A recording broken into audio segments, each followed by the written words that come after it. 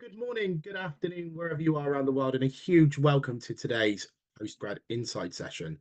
Today's session is going to be brought to you by the University of Liverpool's online team, who are going to be talking to you all about why studying online is so beneficial for all students around the globe.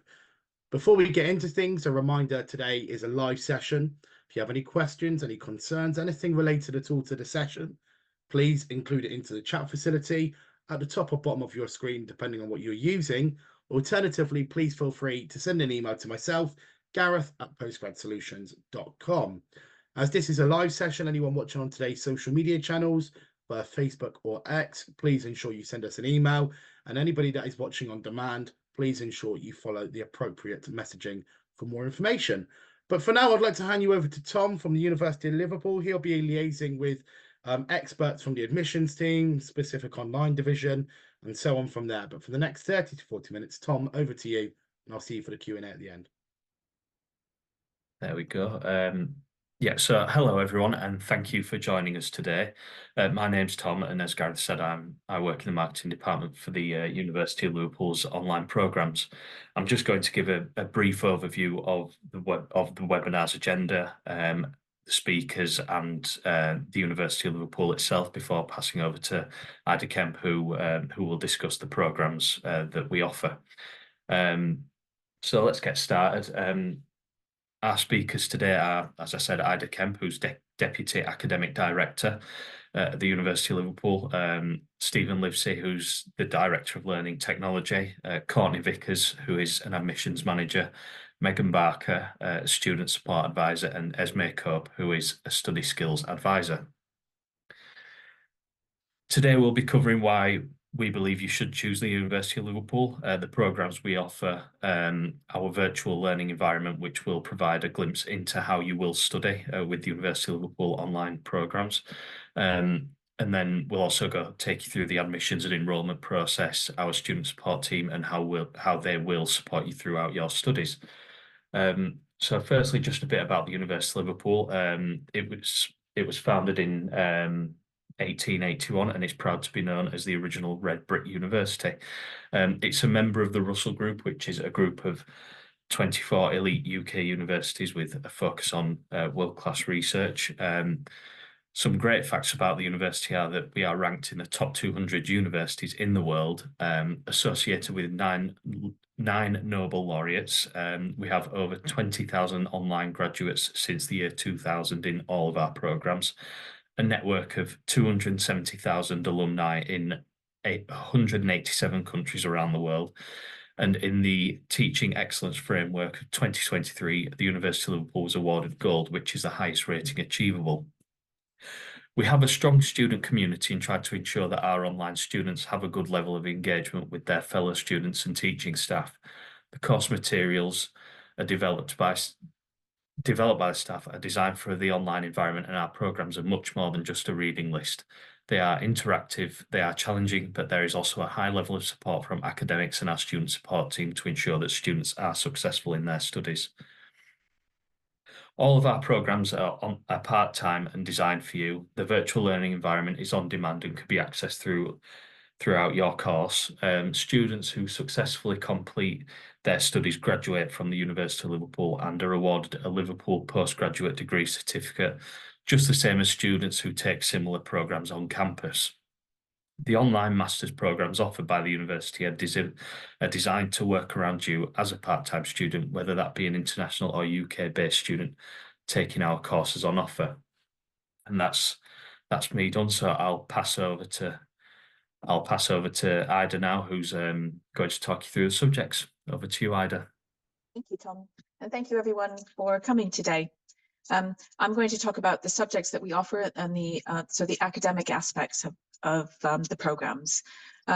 First of all, to talk about our students that attend the programs, and just to say that we understand our students bring with them professional and practical experience, and our learning activities are grounded to ensure a community of learning. You will work closely with professional peers in a university environment, and you will learn as much from your colleagues and fellow students as you do from your teachers. We encourage that approach through the online discussion forums, which are supported and facilitated by our expert teaching staff, almost all of whom have at least a PhD in the subject area. We also have activities which are focused on your professional development. It won't be all essays, and number of examinations is very limited. And most programs don't have any examinations. So we try to ensure that the curriculum is based on your real world work environments that will be of instant use to your workplace or professional environment. Could I have the next slide, please? So I'm going to talk now about our management subjects. We have 7 programs in the management area, and our management programs are among the most popular of our provision. All the programs except the MBA are open to you if you don't have a previous management experience.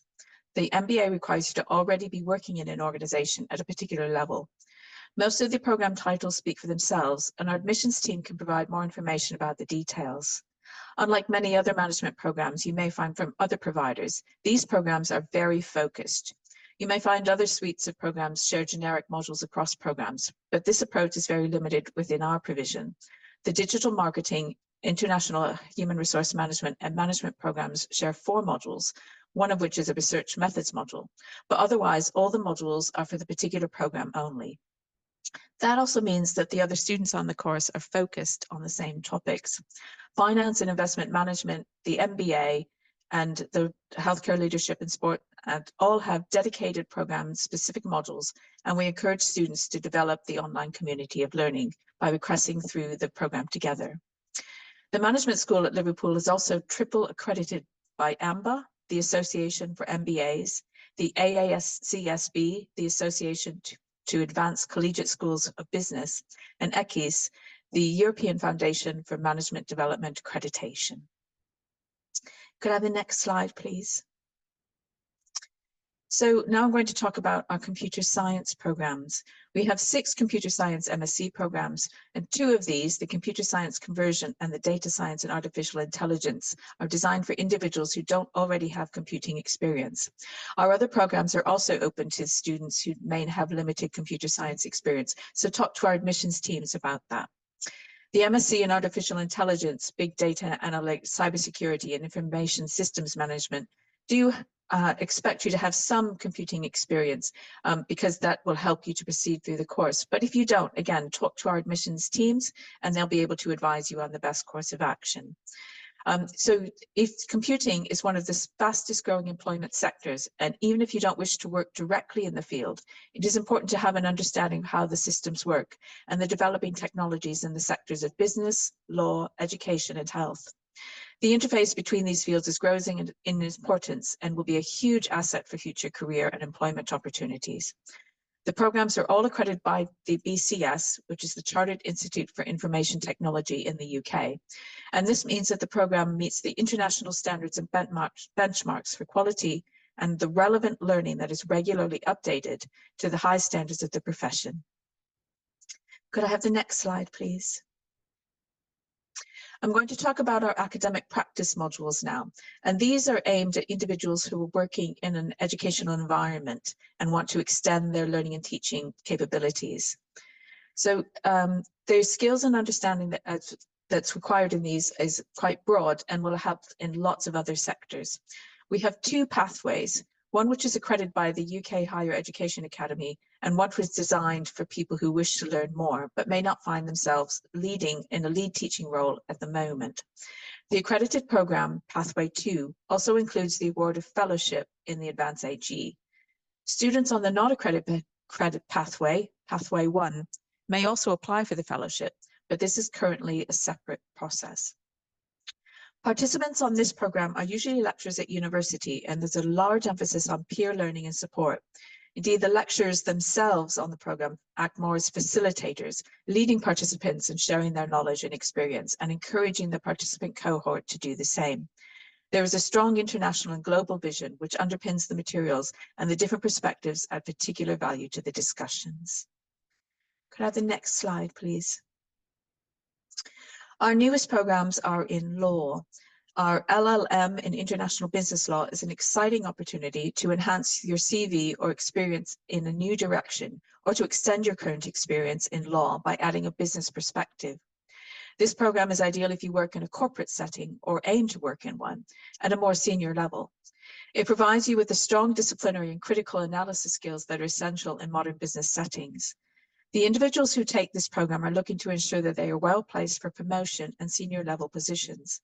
The program accepts students from a range of disciplinary backgrounds, and previous academic experience in law is not required, although there are law graduates on the program, and the syllabus is designed to ensure that they are catered to as well. This program is also well suited for individuals who are working in the field of government or regulation. Could I have the next slide, please? So I'm featuring in this slide two of programs. You may have noticed that our healthcare leadership featured on the management programs as well. Okay. So the healthcare leadership is under the management, but we also have the Masters in Public Health.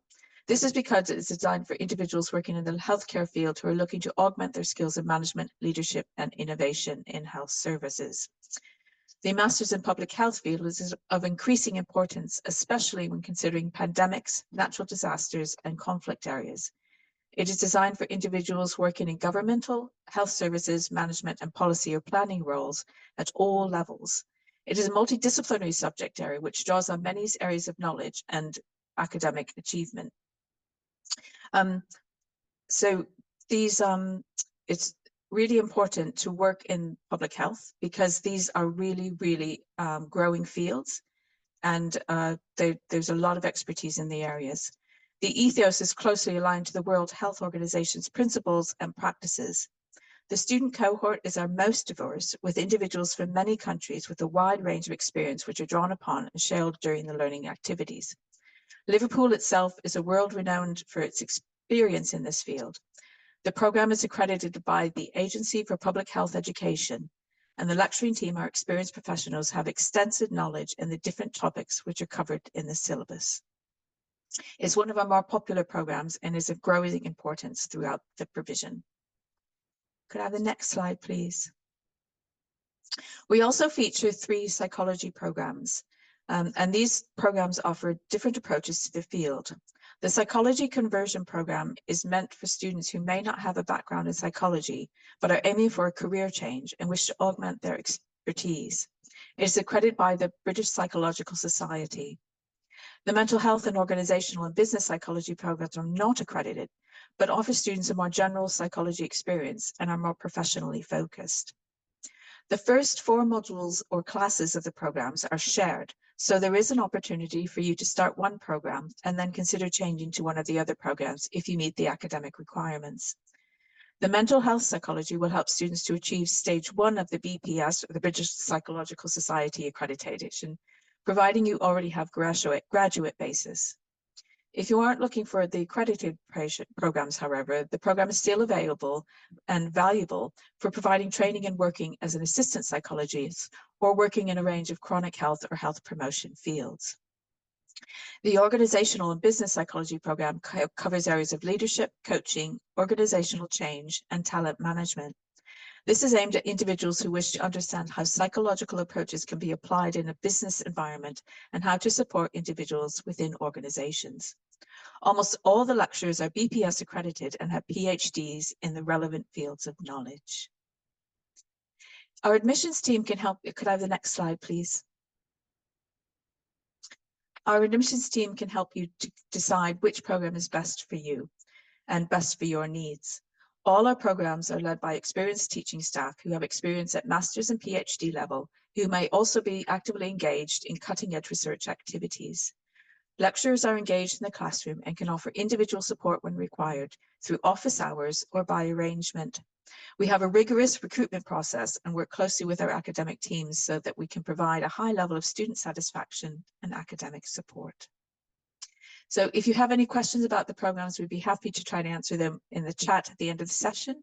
But that's all I'd like to say for now, and I'm going to pass to my colleague, Stephen, to talk more about the learning platform. Thank you. Thank you, Ida. I am just going to share my screen for this part of the presentation. So hopefully you can see my screen here. Hello, everybody. Good afternoon or good morning, wherever you might be. My name's Stephen, and in this part of the presentation, I'm going to talk a bit about how we deliver these online programs. And to do that, I'll give you a demo of the learning platform from the perspective of a demo student. So everything you see is the same thing that you would see as a student. The first thing to note is that we've built this learning environment specifically for online. So we tried to make this platform as easy to use as possible for online study. And that means that you don't just get access to all your taught modules and your study materials and your assessments and feedback and so on. You also get access to a whole system of support materials. And I don't have time to go into show you all those today, but around your taught modules, you also have access to things like a study skills hub with information about how to perhaps improve your academic writing, perhaps your referencing skills and so on. There's career support, there are student forums to build online communities, and of course access to our student services team who will support you throughout the program of study, and also access to things like the online library provided by the university, so you can access all the reading materials that you'd need to. So we give you everything you'd need to complete the program. For this demonstration, though, I will go into a specific module and show you some examples of how we structure a module, show you some content. So hopefully that gives you an idea about what it's like to study one of our programs. So first of all, I'll go into the module. So I'm going to go into this demo module here. I've chosen a computer science module, but the same principles apply whether you're interested in public health or one of the management programs or psychology. This module is based on computer science, but it's the same structure and the same resources you get on any of the other programs. This is the module homepage. On the left-hand side of the page, you can see we've got a little menu, and I'll work through some of these items in a second. In the center here, we've got the content. So on the homepage, we've got some introductory text, we've got some learning outcomes for the module, and so on. And then down in the bottom right-hand corner, I'll just talk about these two little things down here first, because you'll see them on every page. First of all, I've got a support widget. So the support widget allows me to search a knowledge base of any support articles that might help me, for example, use the platform, or maybe I need some help with things like study skills or perhaps the library. I can very quickly just launch these articles from any page on the platform. Or maybe I need a bit more help and I need to communicate live with somebody in the support team. From this widget, I can also launch a live chat. So I could start chatting with the support team directly on the platform, and they can see what page I'm on and they can give me the right direction in a live chat environment. Of course, you can also email those support teams or pick up the phone and you can speak to them over the phone as well. But just to show that we try and support you through the platform as you're studying these modules as well. Okay, so this is a typical module. There are 8 weeks of study, and I'll work through some of the key pages here on the left. So first of all, we'll take a look at the lecturer office. Every module is supported by a lecturer. This is a role that will support you with any academic queries you might have about the content for the module. Their role will also be to support you with the assessment. So they'll not only provide feedback and guidance on the assessments, but also grade your assignments and send you that feedback again through the learning platform. So on this page, typically there'd be some contact details, a bit of a biography. Each of our lecturers has a Zoom room, an email address, and obviously a profile picture as well, just so you can get to know your lecturer. Class sizes generally are capped at around 20 as well. So the lecturer supports a fairly small community, and that means you get good contact time with that lecturer as you work through the module. In additional resources here in this section, this really is just reserved for any additional support, additional resources that you might need that surround the whole module and aren't tied to a particular week. So for example, if you needed to look at the grading criteria for the module, perhaps a glossary of key terms, that's where we'd save this kind of information. Deadline details, this is a really important page. So these are the deadlines that you'd need to meet within this module. So Typically, the deadlines are based around the assessments that we'll ask you to complete over the 8 weeks. And in this module, there are 4 points of assessment. So first of all, we have a discussion forum, and I'll show you this example when I jump into week 1 in a minute. But the discussion forum lasts for 3 weeks. There are actually 3 parts to the forum, each with their own deadline, and you need to hit these deadlines as you work through the module. Once the deadline has passed, the lecturer will grade that assignment and provide feedback on that assignment. So you're getting feedback and grades throughout the module. You don't need to wait until the end of the module to get all that feedback. We're constantly giving you feedback. The idea being that you can build on that feedback and use it for future assessments throughout the module. The second assessment in this example is a presentation. So students are asked to work in a group and prepare a presentation. Again, there's another deadline to hit for this one. Then there's another discussion forum. It'll be a different topic. Again, it lasts for 3 weeks. And then finally here, there's an essay to submit at the end of the module in week 8.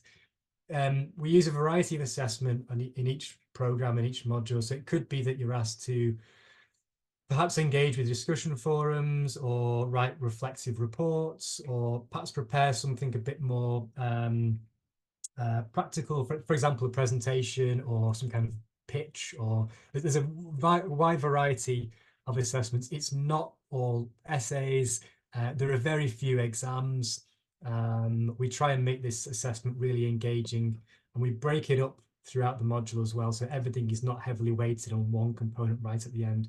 You've got an opportunity to develop over the 8 weeks. So that's the schedule here, this deadline details page. In this module, there's also a schedule of seminars. So these are live sessions that we hold on Zoom. A great opportunity for you to meet the lecturer in a live Zoom room, but also a great opportunity to meet your fellow students. On all the programs except the MBA, attendance at the seminars is optional. And some modules don't have this live component. It's not in every module. But where there are live seminars, they're also all recorded. So if for any reason you can't attend the session, they're always recorded, and you can always catch up on the recording afterwards, which is really, really important. But a good opportunity, if you can go to them, to have that synchronous experience.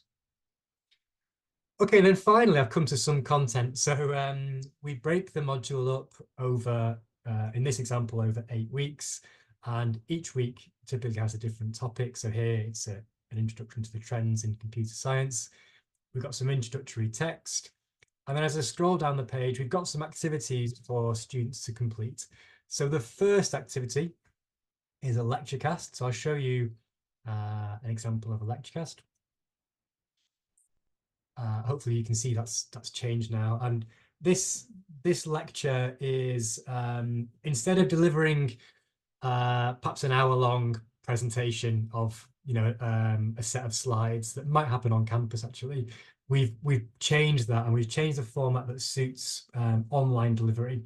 So we've broken up that traditional presentation into a series of different formats of multimedia, and it looks something like this. So again, we've got some introductory text, and then we start here with a piece of video.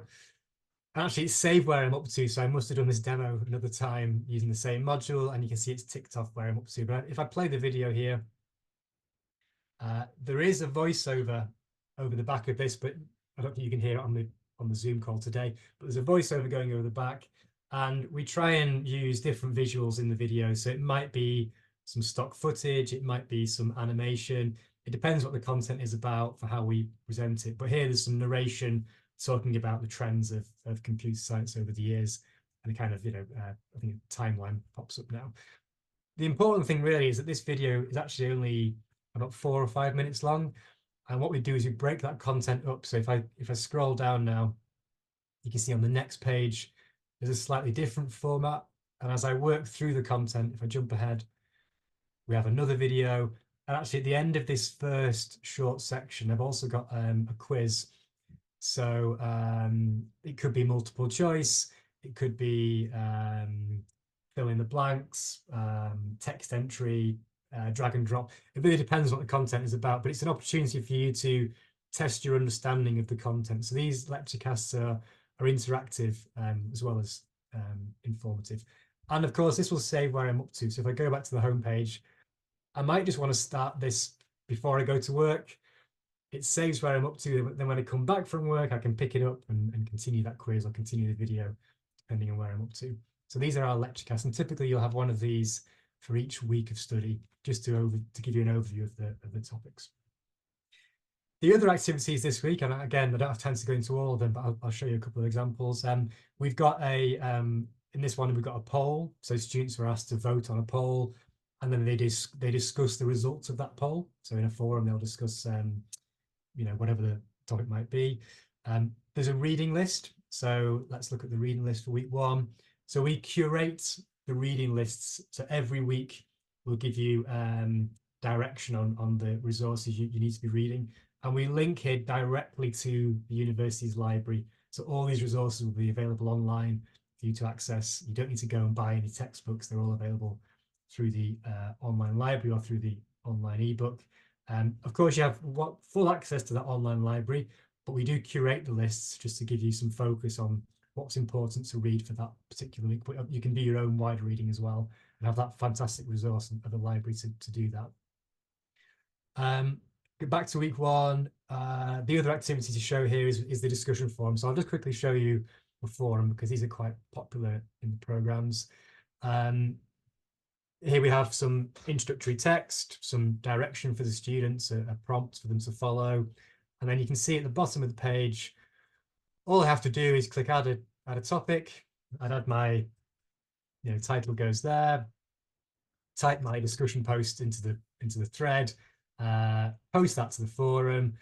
And then the way that we use the discussion forums is it's a great opportunity for you to work with your peers and your fellow students to discuss a topic. And I think, as Ida mentioned, you'll learn just as much from your fellow students as you will do from the lecturer.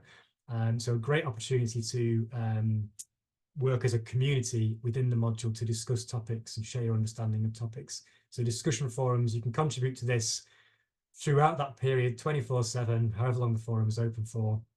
A great opportunity to work together as a class with students from all over the world, discussing all sorts of different things from their different contexts and backgrounds. So really, perhaps a unique feature of online learning that is really a strength of the programs of studying online is that you get that international perspective, and the forums helps facilitate that.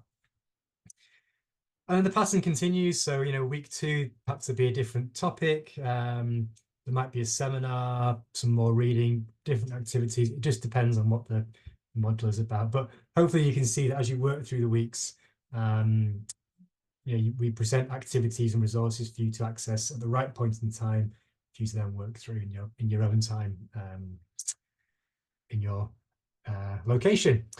So I'll stop sharing my screen. And yeah, hopefully that gives you a sense of what it's like to study. And I'll pass over, I think, Tom, if you could share your screen again with the presentation, I'll pass over to my colleague in Student Services. Hi, thank you, Stephen. So yeah, I'm Megan, one of the student support advisors here at Liverpool. So at Liverpool, we have dedicated teams that students can reach out to at any point during their studies for further support. We appreciate that online learning can be quite daunting at times, so these support teams are here in place to help reassure you during your studies to ensure that you can succeed. Whether that be from general non-academic queries with the student support team, general academic skills support from the study skills team, student welfare and student experience too. Again, next slide, please. So with the study skills team here at Liverpool, we're always on hand to help students during their studies. We specifically help with non-academic matters, such as if you're experiencing any sort of extenuating circumstances that may be impacting on your ability to study. We're happy to meet with students to reassure them and look into their circumstances to see what support's in place for them and what options we can outline for them to ensure they can succeed. We're also on hand to help students if they find they're unable to submit an assignment on time. We can look into the relevant options with them, or if they need to take a study break, if they feel like they're unable to continue to study at that time, we're happy to help with that too. Again, if students have any sort of general queries they're not too sure about or not too sure who to reach out to, we always recommend reaching out to the student support team in the first instance. we can help look into any sort of concerns further or can direct you to the relevant teams and departments too. We can also help with sort of like technical queries with the online learning platform. So if students are struggling to access a certain resource or for any reason can't log in, we're here to help with that and to resolve these issues as soon as possible so it doesn't impact your learning experience. Our office hours are from Monday to Thursday from 8:30 till 7 p.m. UK time, and Fridays we're open from 8:30 till 5 p.m. UK time. So students can reach out to us via phone or email, and we do have the live chat support facility as well on the learning platform for any sort of quick questions students may have too. So there's a range of different medias which students can help reach out to us. So yeah, I'll now pass over to Esme from the Study Skills team to look into how they can support you further. Hi everyone, thank you so much for attending today. It's great to see you. I'm just going to talk you through the support that we offer through the Study Skills team and just how we work with our students to make sure they feel kind of confident in their academic skills when they study with us. Basically, the Study Skills team is there for students. We provide support with lots of a variety of academic skills, so things like referencing and incorporating information, academic writing, critical thinking, reading and writing, assignment structure, sort of general planning and time management skills as well, since we know that that's an aspect that a lot of our students might want a bit of support with, since they often have jobs and families. So getting to grips with that kind of time management side of things is something we can support with. And also different types of assignments as well.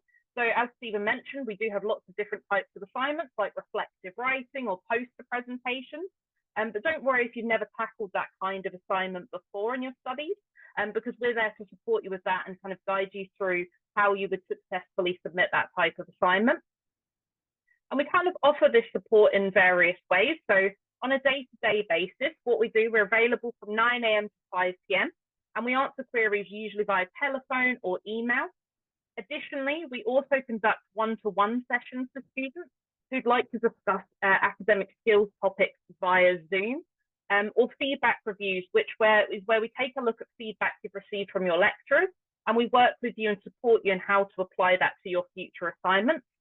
Finally, we also run workshops for students, and these revolve around sort of the variety of academic skills that I've mentioned.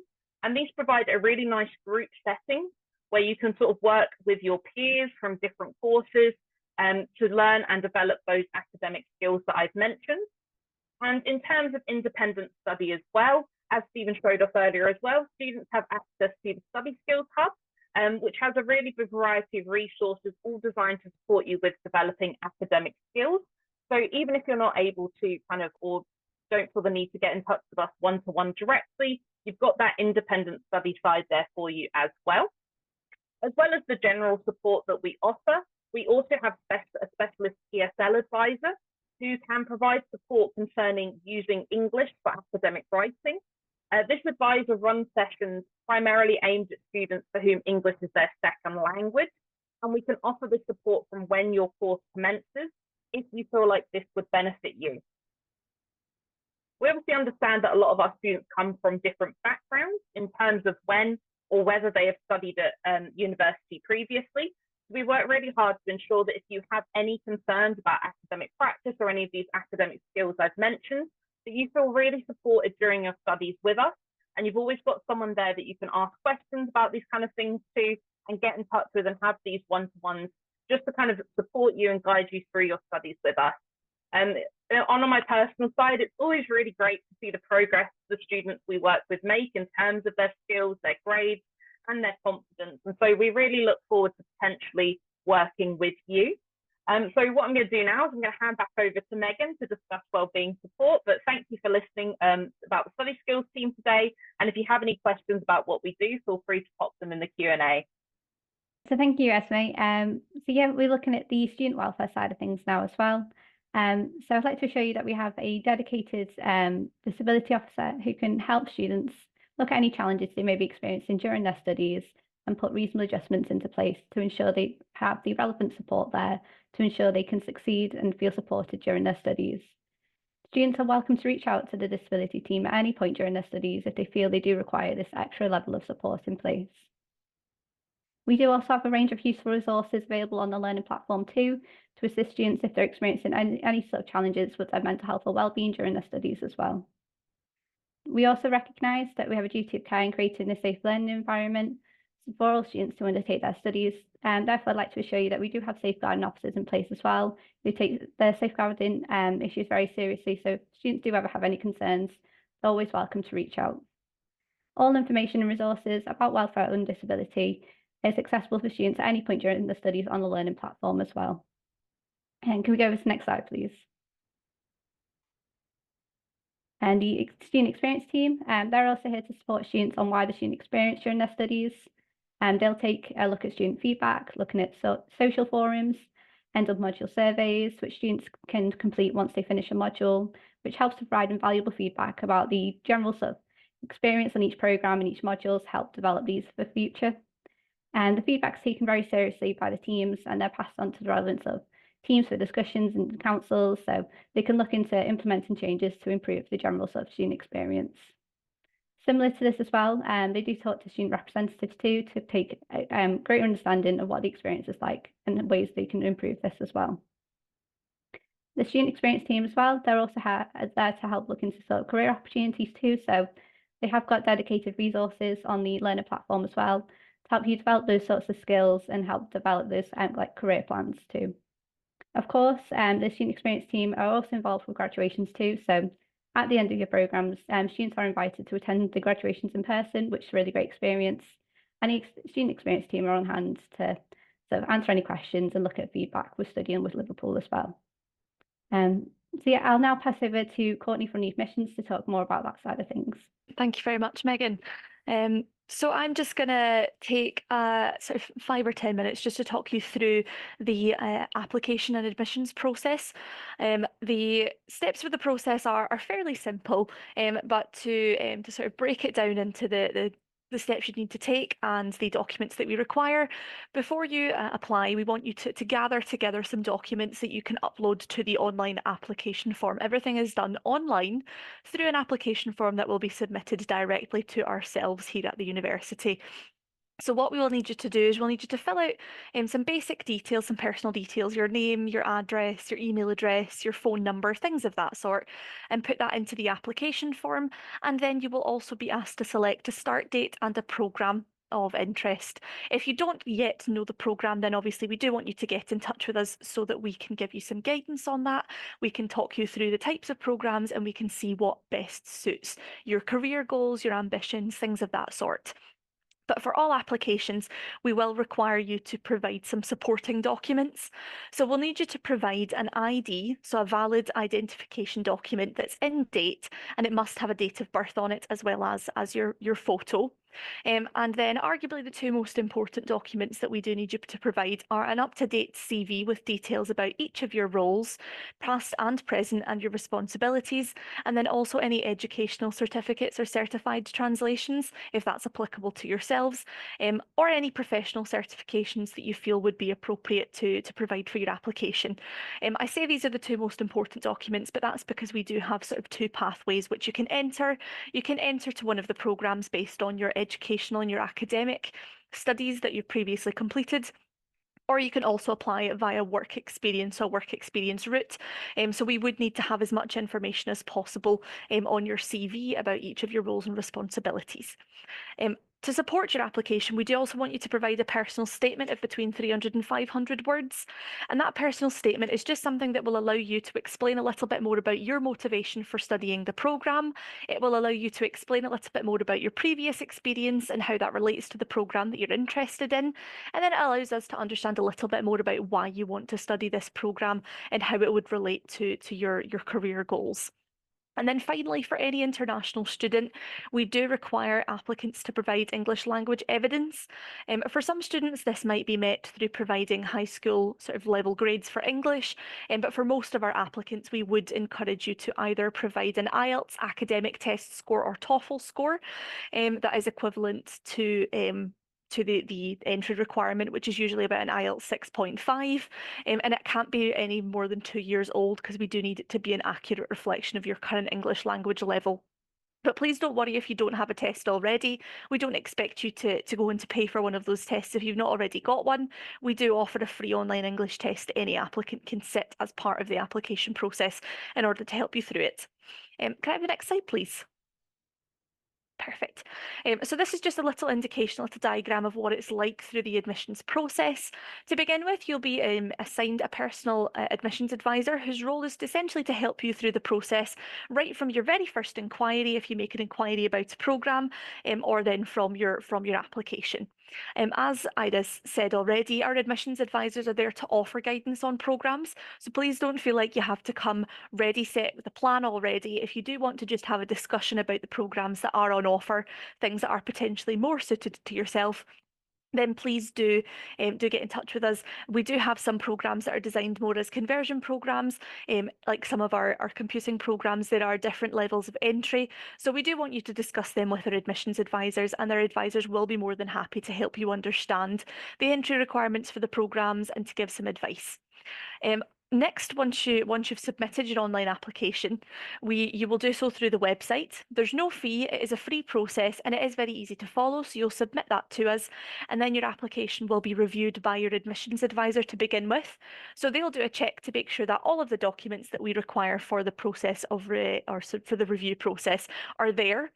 If there's anything missing, then they will request for you to provide the extra documents, or they'll set up a test for you, for example, for the English language test, and they'll guide you through that whole process and will remind you of what is required.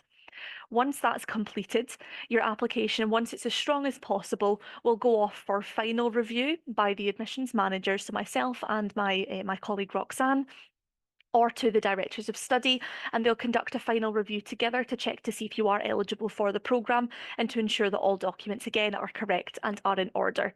And then the final point is just that if you are approved, you would then be issued with an offer letter, which confirms your place and your next steps.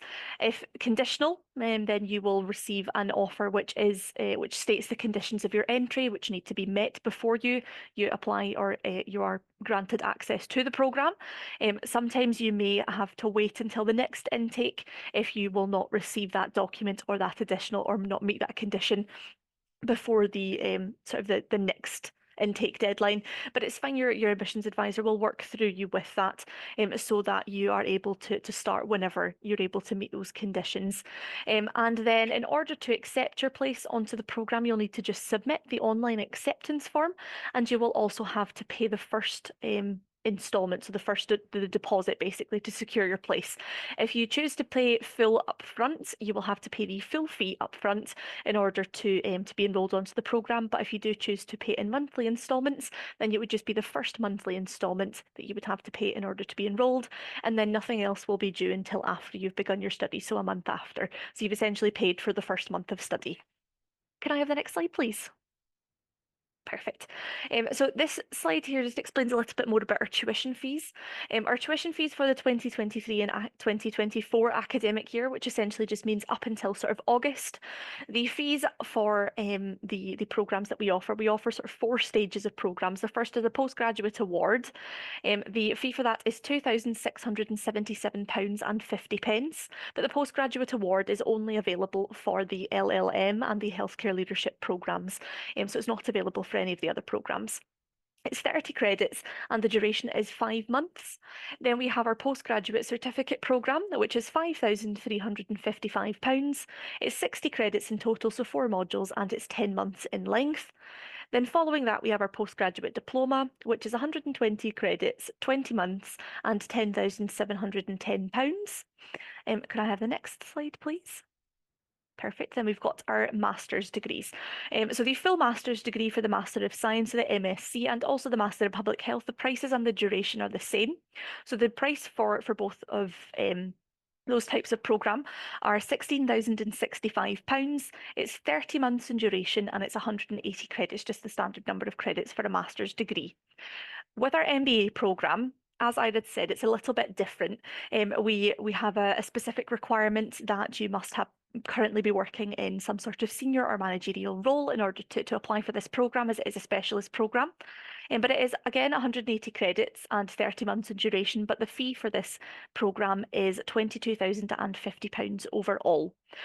Monthly payment plans are available for all of our programmes, so you don't have to pay the full fee up front. It would be the total fee divided equally by the number of months of study. So if it was 5 months divided by 5, 30 months divided by 30.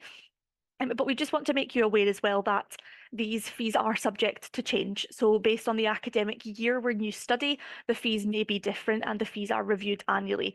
So as such, the fees on the screen just now that you've seen on the past two slides are only applicable for the May or the July intakes that are left in 2024, so for the 2023-24 academic year.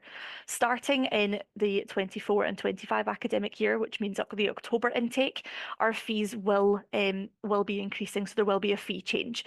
The fees on the website are already updated to reflect this. I won't go through them all just now, but you are able to find more information on the website about the October fees. But again, admissions advisors will be happy to inform you of the differences in fees and any changes that will occur for you if you do wish to study in the October intake. And again, just to add on, all of our fees are shown net of any sort of IST, so international sales tax or anything that is applicable within your country. So this is beyond our control. We're not able to alter that, but we do have to apply it to certain countries, just depending on the sort of tax that has to be applied for digital goods or programs. Yeah, again, you can speak to your admissions advisor about that, and they'll be happy to let you know more about it. So can I have the next slide, please? Perfect. So with fees and funding, obviously all of our courses do come with fees. We're not currently able to offer fully funded courses, but we do offer various types of scholarship that are applicable to students depending on certain criteria. So the first one is we offer regional scholarships of up to 15%. These are automatically applied based on your country of residence, so there's no need to apply for them separately. Your admissions advisor will confirm your eligibility when you apply or when you inquire. With those regional scholarships, I'm not going to go through them all just now. Obviously, there's lots of countries, so I'm not able to. I've not got time basically to go through them all just now. But please do inquire with our admissions advisors and the team later on. If you put them in the question and answer box just now, I'm afraid we won't be able to get round to answering all of your questions about specific scholarships or specific sort of regional discounts. But please do get in touch with our academic teams. With our academic teams and our admissions advisors, because they will be more than happy to let you know if you are eligible for any of these. Additionally, we do offer a full payment upfront discount. So if you do decide to pay the full fee at once, or for example, if you are employer funded, employers often do prefer this method. So they are assigned an additional 5% discount as they are paying the full fee up front. So if that is obviously something you are considering with employer funding, please do feel free to let your employer know that there is an additional 5% discount if they do choose to pay up front. And we do also offer an alumni discount of 10% to any previous graduate from the University of Liverpool. And at the moment, we have a variety of executive scholarships for our programmes. I won't run through them all just now because, again, there are numerous discounts available for the 2023-24 academic year, but please do contact our admissions team for additional information or visit the website for more details. If you click on the programme of choice, your programme of interest, then you will be able to find out a little bit more information about those scholarships that are available for you. But again, as I said, our admissions advisors are available. It's the same sort of hours as the previous team, so they're available until sort of 7 p.m. On sort of Monday through Thursday and available till 5 on a Friday, and they are more than happy to help you with any inquiries you might have. Okay, well, thank you very much for listening. I believe we've got questions to be answered now, but again, there's contact details there if you do want to get in touch. You can visit the website, or you can click on the link there to apply. Courtney, thank you. At this stage, Tom, if you want to leave your screen on, I'm going to leave that screen there just in case anyone has any questions. If the rest of the team would like to turn on their cameras at this point, there were some really, really good points in that presentation. I know it feels like a lifetime ago we heard from you, so there'll be a couple of questions coming your way. I want to start with Megan, if that's okay. One of the questions that have come in, I'm going to try and reel off as many as I possibly can. One of the questions that came in was about how do you make the course eligible and more flexible for students with disabilities? Now, I know you mentioned it in your presentation, but how important is that to note that it is accessible for all types of students with various different disabilities, with different accessibilities as well? Yeah, absolutely. So yeah, that's a great question. So we do have a disability team that students can reach out to help discuss how they can be supported during their studies. So they can help review their circumstances and put in place a reasonable adjustment plan. So it may be the case they need extra levels of support with reading skills or anything like that, or if they need extra time to submit an assignment, we do appreciate that. So we can look into those and put adjustments in place. And I would imagine for a lot of people as well, there's that element of face-to-face. You know, we're doing webinars now, it's face-to-face. Do you offer that opportunity to allow that little bit more of a personal element to a student, that you can jump on a Zoom call or a Teams call if you want to, just to talk to someone if you need to be, because that's all it might need? Yeah, absolutely, of course. So with the student support team, students can book in a call with an advisor at any point. So if they do have any concerns, or if they feel like they just need to speak to an advisor, if they're feeling like overwhelmed, we're more than happy to book in these like calls over Zoom or telephone to arrange sort of like extra support to be put in place. So if they just want to discuss as well. Students can also reach out to their lecturers as well if they do need sort of more academic support too, so they can arrange again sort of face-to-face meetings to have that sort of experience there, which is really nice. Courtney, I know you've spoken not long ago, but I think it's important to talk about English language requirement. Not a lot of people have kind of mentioned it. It's such a big thing for international students. Is there a certain level requirement from your side? And if there is, how do you potentially help with that? Because students, it's an anxious time for students, especially from those outside the UK. So we do obviously attract a big international crowd with it being online programs, and we are here to support any students who wish to apply to the programs. But what we do ask is that it is up to an individual student to make sure that their English language level is the appropriate level when they apply to a programme. So at the moment we don't offer sort of direct English language support. We are expecting our postgraduate applicants to be in a position to apply to these programmes as they are aware that they are taught fully in English. That being said, obviously we are here to support any applicants through the admissions process and through the application process. So if anyone does have any concerns or questions about their English language level, again, please just speak to your admissions advisor and they'll be able to direct you. They may be able to give you some sort of better insight into the types of assessment that are required within our free online English test. But again, if you are familiar with sort of the IELTS academic test, that's the sort of base level test that everyone tends to use when they are applying sort of for online study and for other studies, for other applications and things. And we do generally look for an IELTS academic sort of level of about 6.5 overall, and that's in all areas. So we are looking for it to be somewhat consistent in all areas. But again, any questions, please do just get in touch with your admissions advisor. The academic team, so our directors of study, they are able to support. And again, like Esme said, there are options for English language support. We do have dedicated advisors within other teams that are able to provide that support, that are able to provide guidance on academic writing in English, because we do know that may not be what you are familiar with in previous study.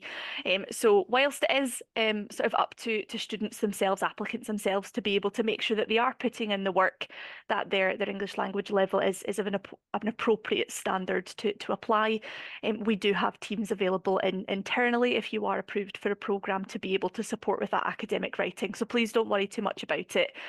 We are aware that there are lots of different things to consider, but there is support internally once you are on a programme if you do feel that you are struggling a little bit with that.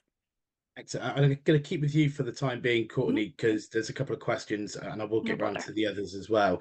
A question that I would have that's kind of related around a question that's come in is, being the original red brick uni, there's going to be a lot of people that see Liverpool and think, oh, University of Liverpool, I get to graduate there, I can study there.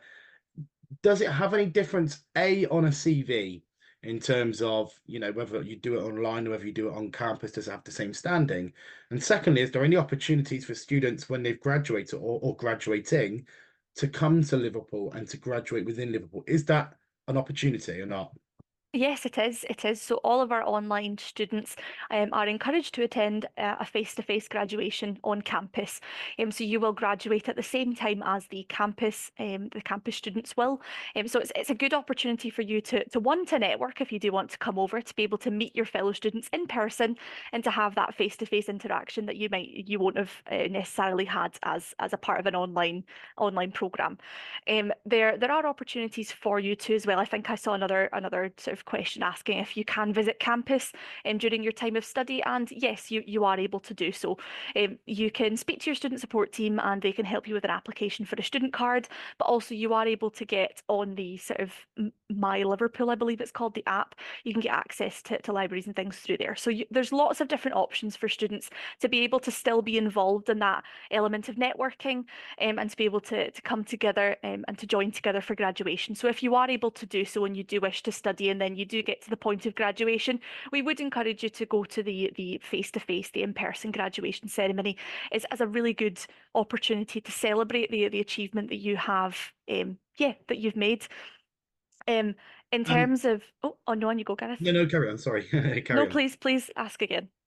Yes, I was just going to say, obviously, that online to campus education, the battle almost, what's better for you and what's not. Is there a huge difference between the learning that you would get if you were on campus or if you're online, or is it actually very similar? In actual fact, it's probably more accessible because, like Stephen showed us earlier, because of the portal and the library that you get online, everything that comes with it, it might be a bit more accessible. Yes, it certainly is. So it allows people a lot more flexibility if obviously you do have other requirements. If you do work full time, I'm not sure if we have mentioned, but all of our programs are part-time. So they do give you a lot more flexibility than perhaps an on-campus full-time program may do, especially if you are living abroad. In terms of the quality of teaching, it is the same. And we want everyone to consider the online programs to the same standard and same level if you were to put them on a CV as you would a campus program. So with our certificates, please don't worry about it stating specifically that it was studied online. It's not going to be anywhere sort of glaring that you were an online student. Your certificate will look the same as a campus student certificate. So it will just state the program of study, and then on the transcript, it will state that the mode of study was online, just as that is a requirement to state. But we don't want you to worry about sort of the quality of your learning. As Ida can agree with me, there's the quality of our academic team is incredible. They are all very highly qualified in their fields of study, and then the areas that they teach in. So there is no difference in the standard of learning that you will receive if you study online. And we do want to just assure you that in terms of putting it on your CV, you won't be at a disadvantage. There may be slight differences in the actual content just based from sort of campus to online, just because we aren't able to provide the same sort of type of learning, the same practical experience that you may have with an on-campus program. But we do encourage you to seek out those opportunities in your area of study as well. You are more than welcome to find areas where you can go and volunteer yourself, or you can do your own sort of outside study into the program that you're studying too.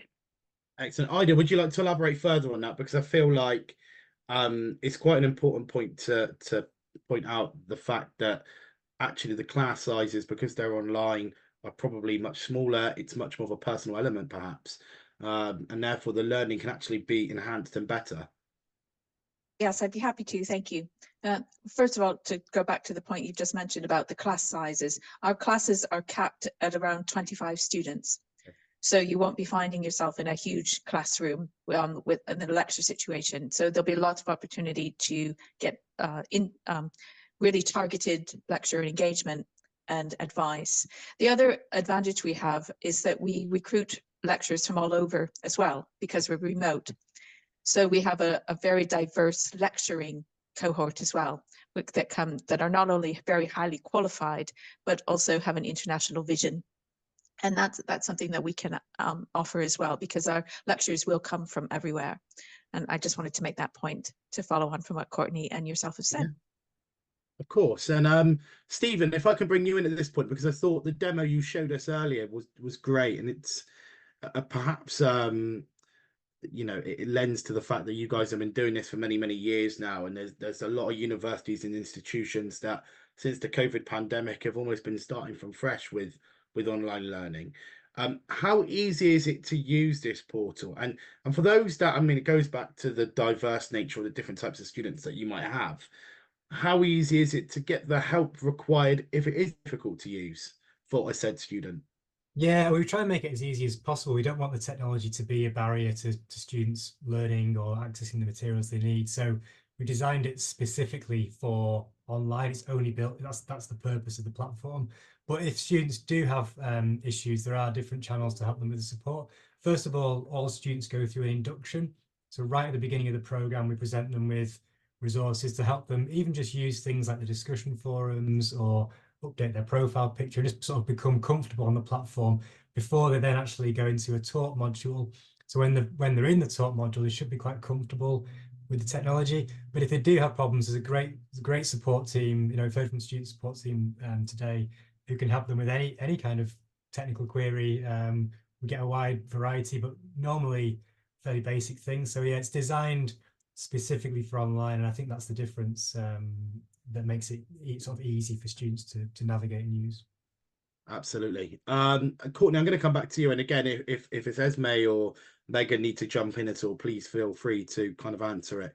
One of the questions that came in, and I know you've kind of answered about the fully funded scholarships, you guys don't offer that at the moment, was do you accept achieving scholarships, so third-party scholarships? Is that an option or not? There are some third-party scholarships that can be accepted, but what I would say is that for the most part, not all scholarships are accepted for online study. So that is something you would have to inquire specifically about with our, again, the admissions team, but then we would then inquire with the finance team just to find out a little bit more about it. We don't have a representative from the finance team here just now, so I can't confirm nor deny, but I'm not familiar with that specific scholarship, so it is likely that at the moment it is not accepted for online study, but it is something we're happy to look into. We're happy to discuss sort of any third-party scholarships with students just to see if they may be accepted for online study. Sure. And one of the questions that's come in from Mbambo is it possible to take 2 subjects of study? Now, to elaborate further on that question, if someone came to you and let's say they're studying a business related course and then they're looking to do a master's with you guys, would you therefore, if they're not appropriate for one course, recommend and suggest another course that might be suitable, or is that down to the student? Would you offer that guidance? So yes, that's guidance that we would offer. If to answer sort of the first part of the question, if a student wants to study 2 programs at the same time, we would not encourage that, and it's not something that we would be able to approve with ourselves. We wouldn't sort of be in a position to generally allow students to study more than 1 master's degree at a time, just because we want students to be able to achieve as best as possible and to succeed in their studies. If someone is, for example, studying a master's degree at the moment and does want to go on to study another master's degree, we can speak again with our academic teams. It will then be up to the discretion of the directors of each programme to decide whether or not it would be appropriate for that student to take on additional study. So I guess it is a case by case, sort of it's on a case by case basis. I can't say specifically that we would allow or would deny, but generally what we would encourage is that you only study 1 programme at a time, just to allow yourself the time necessary. It is obviously a big undertaking to take upon yourself another sort of degree, and so we do want to make sure that students do have the greatest chance to succeed as possible in their studies and to be able to attain as much as possible out of your studies. But yes, if a student is not eligible for 1 programme, then it is obviously the job of our admissions advisors to advise on that, and we would then be able to advise you of a programme that may be more suitable, and sometimes our academic teams are also able to do that. Our directors quite often come back and they'll respond and they'll say, unfortunately a student may not be eligible for this programme, but we would like to recommend them to another programme. So yes, there are plenty of options. It's not a case of if you aren't eligible for 1 programme, you may not be eligible for any of the programmes. There are options that we're able to discuss with students, but again, it will be up to the discretion of our academic team, so our directors of study, just to decide what students may be eligible for what programmes. And again, there's a question coming in. I'm going to elaborate further on it. The question is, what types of networking opportunities are available for online students within their respective fields or industries? Now, the question that I would have following on from that is, quite often one of the huge benefits of on-campus learning is location where you can open up opportunities for future careers and partnerships with local businesses. Who do you work with on a global scale that you connect with, so that when students have finished their part-time masters with you guys, they can then go on and form a partnership or have a way in perhaps? I'm not sure if I'm the most qualified to answer this question. I think Okay. Ida may be sort of in a better position to answer this, but from sort of an outside perspective, you will be in contact with people from across the world. So we do encourage students to network between each other through those discussion forums, as I believe it was Megan and Stephen have both mentioned that there are discussion forums available for students to use to talk to one another, to speak to one another about their current careers, their plans, their futures. But yes, I'll let Ida answer the rest of that question. So a lot of the MPH, the public health programs, have collaborations. So you'll be working very closely with other students for group work. And that's also the case in computer science. So you'll be making networking through other participants there. Our MBA program actually includes a career catalyst and executive project week elements, which are addition to the curriculum, the formal curriculum, although they form part of it. And those are networking and career opportunities for students. The academic practice has a DISC site for everyone who's been enrolled on the program. And so that's a higher education networking area for anyone who's interested in higher education activities across the UK and the globe. And those are opportunities. So it really does depend on the program that you're taking as to what kind of opportunities there'll be. But there is a recognition that the networking and the connections that you make as part of the program are really key to your future development. And it is up to the individuals and the participants of the programs to take those forward as is best for them. Thanks. Excellent. And one final question before we wrap up is one of the benefits of obviously studying online is the flexibility it provides you with. And I'm sure most students watching will agree with me on that. Are there any kind of caveats around that? So that we have, for instance, one student asking us, you know, how does it open up a work-life study balance in terms of when they can study? Does it matter if they do their course through the night? Does it matter if they do it at 12 o'clock in the afternoon? Is that just one of the things that comes with studying online, that flexibility, or do you perhaps have almost hours of revision that you'd like to stick to? I can pick that up if you like. Yeah. Again, it will depend on the program that you're studying. So the MBA requires some synchronous activities, a certain number of times where you have to work together because of the requirements for the accreditation. So that program will be very different to a computer science program where a lot of that work is done asynchronously. And so any group work is done through chats or through discussion forums. Some programs have more group work than others, and that will obviously impinge on what kind of flexibility there is. But they are designed to work around your professional commitments and your personal commitments. And there is a recognition that we do have students from across the globe. So there are not necessarily set times where you have to attend. There won't be lecture times where you need to attend. There won't be, and any synchronous activities that need to be taken into account are generally arranged on a module by module basis. So the lecturer will contact the students and try to find a suitable time. The only other thing I would say is that we do require students to schedule around between 16 and 20 hours a week. So that's the study time that students should plan to spend during the modules. The modules tend to run around 8 weeks in duration. Some are 6 weeks and some are 12 weeks. And that depends on the program. But you are able to take some breaks between the modules if you think that if you've got a big element coming up at work or you want to cover, or you need to take some time away, there are options to do that as well. Thank you. Thank you very much. Thank you to the whole team for participating in it. We've had quite a lot of questions come in around the courses, specific industries. If anyone has any further questions, we will reach out to you. We've got all your details. So someone from the marketing team from Liverpool side will reach out to you.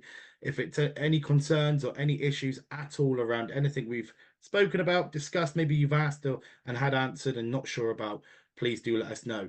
On the screen at the moment, you'll see a contact opportunity. So there's the apply button, or there's the visit to the website as well. So for now, a huge thank you. We look forward to seeing you again. Courtney, Esme, Ida, Megan, Stephen, and to Tom in the background as well. Thank you, and we look forward to seeing you again soon.